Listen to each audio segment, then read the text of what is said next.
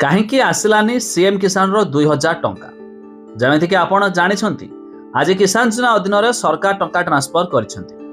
ହେଲେ କିଛି ହିତାଧିକାରୀଙ୍କୁ ଆସିଥିବା ବେଳେ ଏବେ ବି ଅନେକ ହିତାଧିକାରୀ ଅଛନ୍ତି ଯେଉଁମାନଙ୍କ ଖାତାରେ ଏପର୍ଯ୍ୟନ୍ତ ଜମା ହୋଇନାହିଁ। ଯାହା ବିଷୟରେ ଆମେ ଭିଡିଓରେ ଜାଣିବା, ଶେଷ ପର୍ଯ୍ୟନ୍ତ ଦେଖନ୍ତୁ। ତା ପୂର୍ବରୁ ଭିଡିଓକୁ ଲାଇକ୍ କରନ୍ତୁ, ସବସ୍କ୍ରାଇବ୍ କରିନଥିଲେ ଏବେ ସବସ୍କ୍ରାଇବ୍ କରି ପାଖରେ ଥିବା ଘଣ୍ଟି ଚିହ୍ନକୁ ଦବାଇ ଦିଅନ୍ତୁ। ତେବେ ଆଜି ଚାଷୀଙ୍କୁ ନୂଆଖାଇ ଭେଟି ଚାଷୀଙ୍କ ଖାତାକୁ ଆସିଛି सीएम किसान रो तृतीय किस्ती। तेरे डीबीटी जरिया हेला 1041 कोटी टंका ट्रांसफर। मुख्यमंत्री मोहन चरण माझी चाषी अकाउंट को सीएम किसान टंका पठाई। तेरे 51,54,115 जन चाषी उपकृत होइछंती। हेले एही अवसर में मुख्यमंत्री कहिसंती जे चाषी पंजीकरण अवधि मध्य बढ़िबो, किंतु एपर्यंत काहेकि सीएम किसान रो टंका खाता रे जमा हैला नाही। तबे जानी रखंतु, सरकार किछि दिन पूर्व घोषणा करथिले से माने एबे सरकारी सहायता पाया पाए योग्य हेबे जे माने फार्मर रजिस्ट्री करिसंती।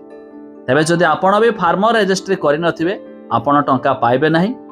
ता छडा पूर्वरु भूमिहीन लिस्ट रे नाम थिबा किछि हिताधिकारी को 2000 लेखाय आसिथिला। हेले एथरो सेमानकु मध्ये टंका आसी नाही। तबे जानि रखंतु, अनेक हिताधिकारींकर डीबीटी एनाबल बैंक अकाउंट नाही। ता छडा केवाईसी कर सीएम किसान योजना आपंकर केवाईसी होइछि कि नहीं देखि दियंतु। केवाईसी न करबा हेतु सरकार टंका पठाले भी आपंकर जमा होई नहीं। हेले सबुठारु आउ एक बड़ कथा कि एपर्यंत टंका ट्रांसफर हेबा जारी रहिछि। तबे एथिपाई मध्ये गोटे दिन 2 दिन भी लागि पारे। तेणुकर जदि आपनक खाता रे एपर्यंत जमा होई नहीं तबे आउ गोटे दिन वेट कर दियंतु, आपनक खाता रे मध्ये जमा होई पारे। किंतु आपनकर ई केवाईसी वगैरह डीबीटी अकाउंट ये सब रही निहाती जरूरी।